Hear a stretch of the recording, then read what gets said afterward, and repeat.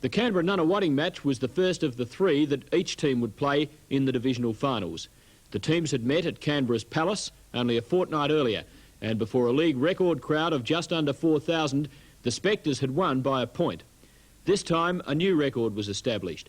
4,900 people, Cannons supporters almost to a man and woman, went to see it. We joined the action well into the first half with the Spectres just in front. Pictures are from Capital 7 with commentators John Spooner and Phil Lynch, and Canberra is in the lighter blue.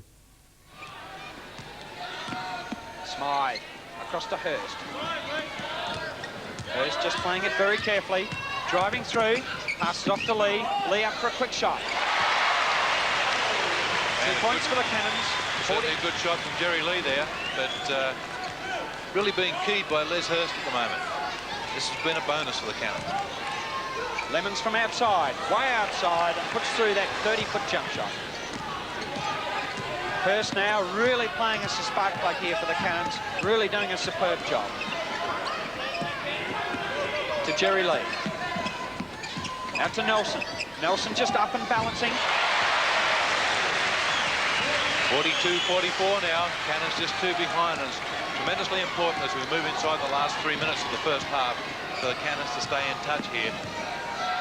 Well, the foul count for both teams is 9, and every time they're fouled, they'll go to the line for a couple of shots. And there's a foul, a travel called on Chuck Harmison there, and I saw it as well as the referee, and Cannons get possession. It's Kirkmeyer driving his way through there, and there's a foul then called on Chuck Harmison. Yes, good call there by Eddie Crouch. A lot of people maybe thought that Wade Kirkmeyer could have charged there, but neither player had front position there. He went between the two, and I guess Chuck Harmison found himself unfortunate that he was the man called out, because either defensive player could have been called there in that situation. Just 2 shots in this situation. Kirkmeyer needs this one. Won the difference again.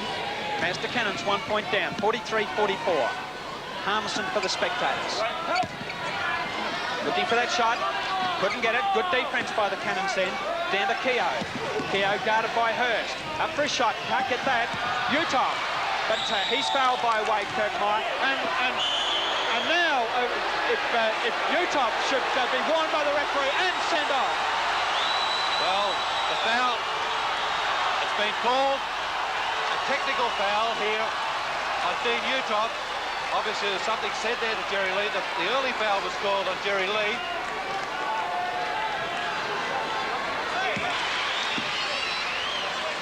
Cannons here looking for 2 points. 1 point down. 43-44. Ball inside to Kirkmeyer. Off the backboard. And the Cannons in front. The first time the Cannons have tasted the lead since the first couple of minutes of play. Utah now for the Spectres. After Harmison. Lemons now. Looking for that holder, Harmison. Harmison looking for the shot, but the Cannons fighting for it, and the Cannons have got the ball.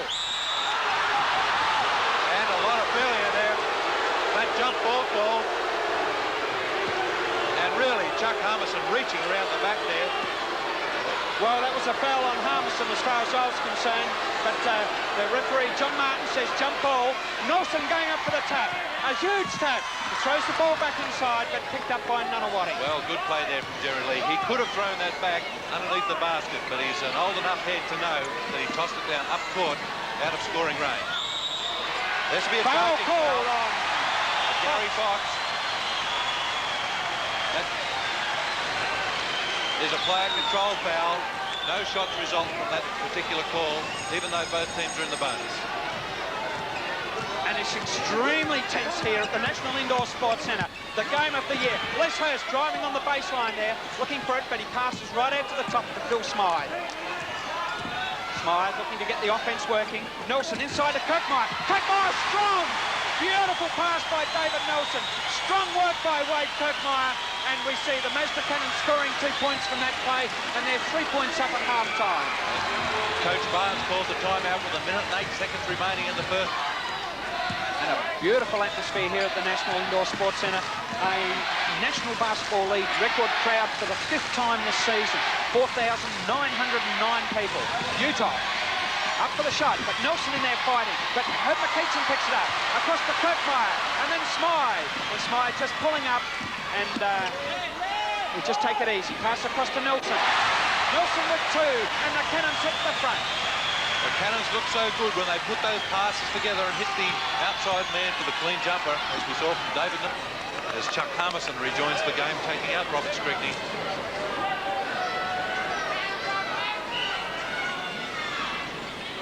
Pass to Hurst, to Nelson. Out to McKeitson. McKeitson just balancing, down to Nelson. A quick shot.